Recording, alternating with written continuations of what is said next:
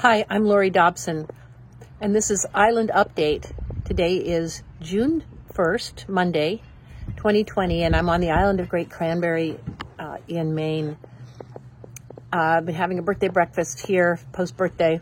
Today is the day after, and I've had a chance to catch up with some things that I haven't been looking at in the news as much because I've been trying to kind of get through my birthday weekend. Also, today is the 10th anniversary of my late husband's death. So there's some things happening. We've got a lot of birthdays, 3 birthdays in my family coming up the next week. With a lot of Geminis.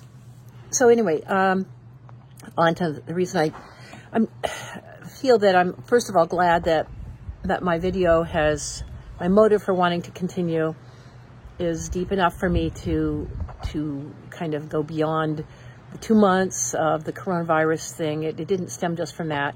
And it's on an island, but it's not just about island issues. But islands can certainly show you, where the system has its issues. Our whole systemic, our society, society is everywhere. And whether we have the elements that are active or not, we certainly have enough pieces of of the areas we can work on anywhere, represented no matter where we live, no matter how far an outpost you have into white culture. Maine is pretty white. The higher up you go, the whiter it gets.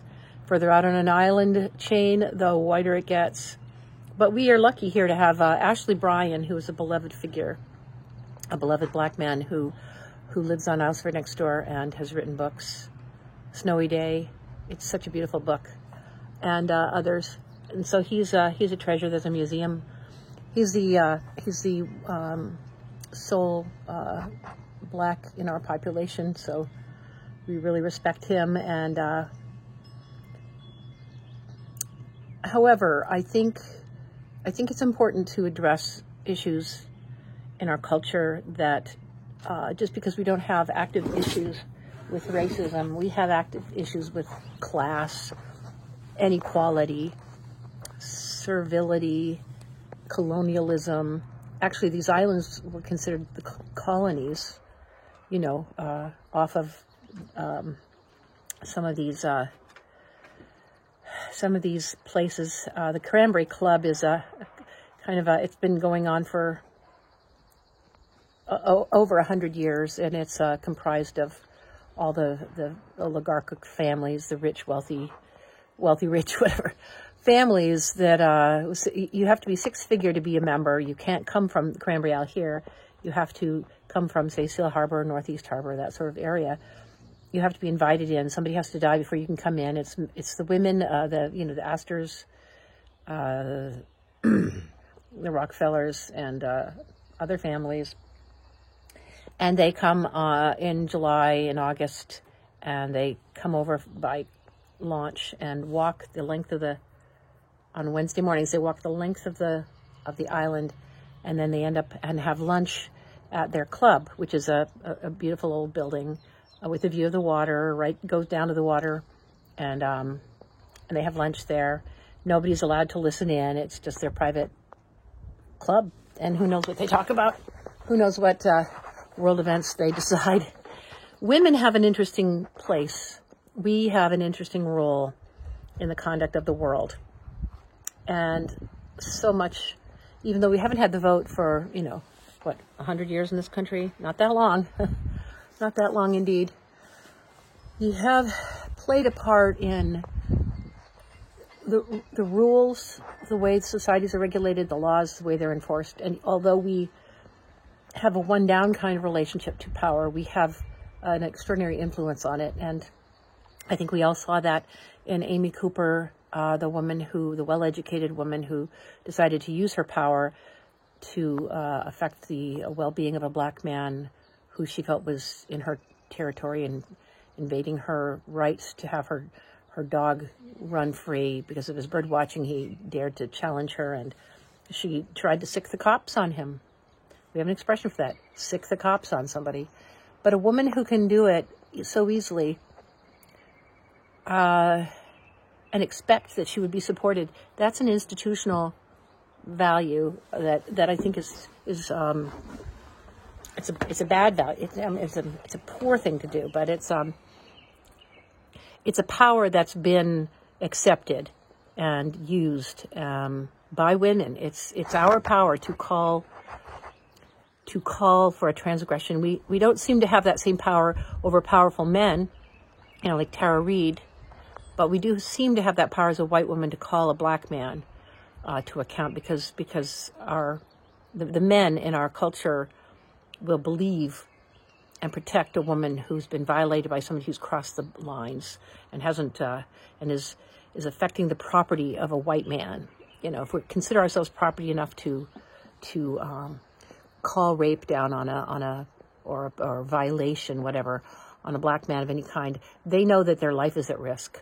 The fact that that Mr. Cooper had a video camera, and she didn't even seem to notice it because she was just so sure of her right to call the cops on him and to tell him that she was going to do that, and then to do that.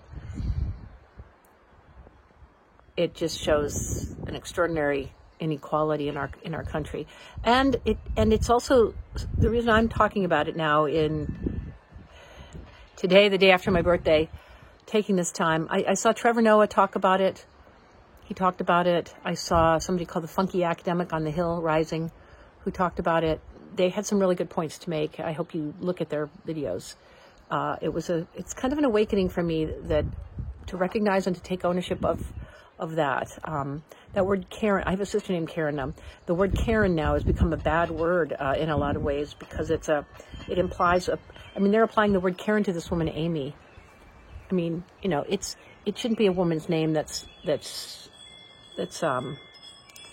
like what was the one, Uncle Tom, right? It's a bad word for black people.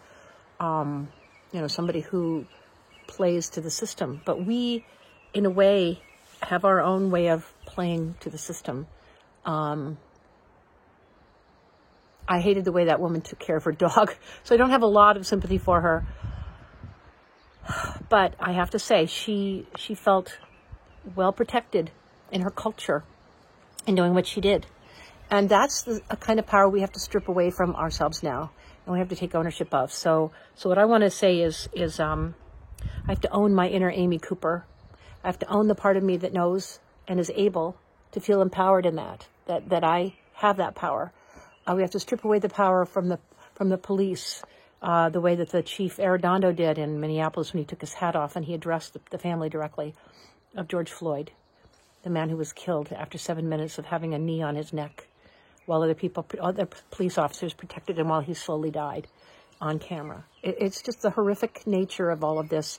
While we're all struggling with stress anyway, it makes us more vulnerable, but it also makes us more sensitive to hearing where injustice is. And rather than hiding in our fragility, we women have to, especially we white women, especially now, seeing the power that we have, the negative power that we have, I think we have to take a stand. Finally, we have to stand, for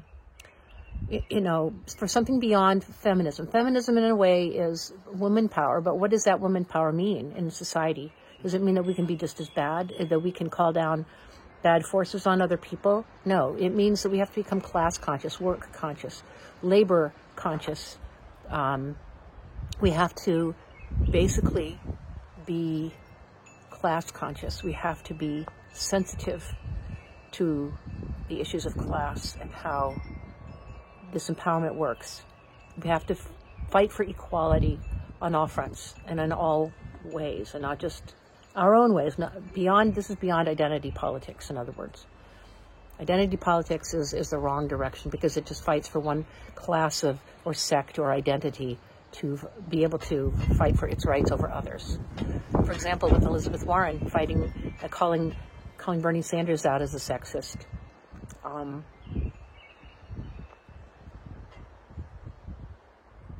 And I have contradictions with that one, because nobody else was there. But then again, do we believe all women? And do we believe all women no matter what? I think that, do we believe all black people no matter what, whether they have a camera on them or not? See, I I think it's not so much a question of belief. I think it's a question of what we commit ourselves to fighting for and on behalf. If we can strip away our own empowerment of our own privilege, and speak against automatic entitlement and automatic privilege, and say we don't have that right. It doesn't mean that we're going to stop having a life, but an entitled elitist life. It's time for that to be done. We have to have a better way moving forward than we have so far done. The world is calling for us to be better. America is failing, and I think a lot of it is because we haven't taken Martin Luther King truly to heart. And I think he talked about the ways to rectify the system. Jimmy Dore has a piece on that. Listen to all of Jimmy Dore, especially the one about police and about Martin Luther King. Let's start somewhere, and let's commit ourselves to making this a better place. We can do this. Thanks. Have a good day.